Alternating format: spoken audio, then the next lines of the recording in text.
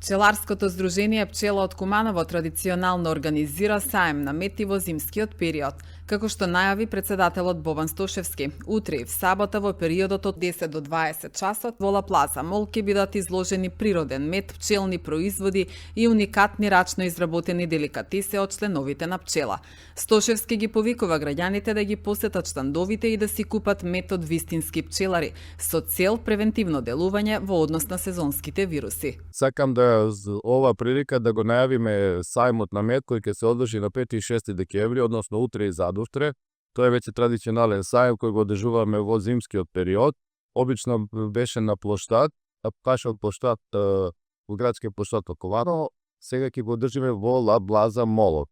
Тука ќе имаме можност да нашите сограѓани ги видат пак вистинските пчелари, да купуваат вистински мед, затоа што иде време на разни вирусни заболувања, на грипови, така да делуваат на своето здравје превентивно, да го зголемат имунитетот на својот организам и би им препорачал да ги запознаат вистинските пчелари, да земат вистински мед од пчела, да не земаат и набавуваат мед од разни маркети кои со сомнително потек.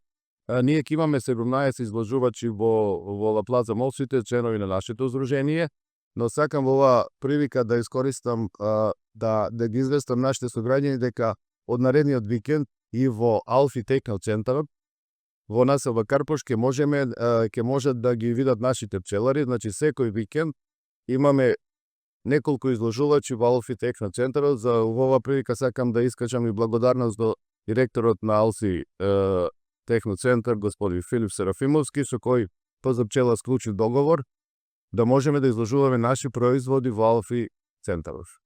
Во меѓувреме, Здруженијето Пчела од Куманово започна со едукацијата за 2025-2026 со предавање на тема од почетник до професионалец.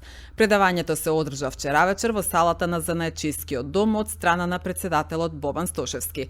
На барање на пчеларите, едукативните предавања ќе бидат поврзани со настанатите климатски промени последниве години, а едукатори ќе бидат од Македонија.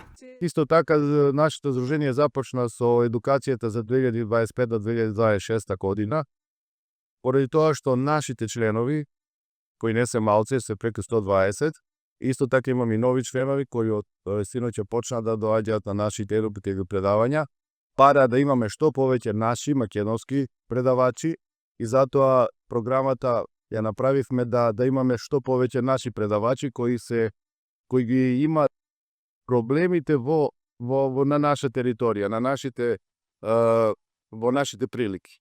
Значи, можеме ние да донесеме предавачи од било каде, но инсистираа нашите членови да имаме наши предавачи од Куманово и од Република Македонија.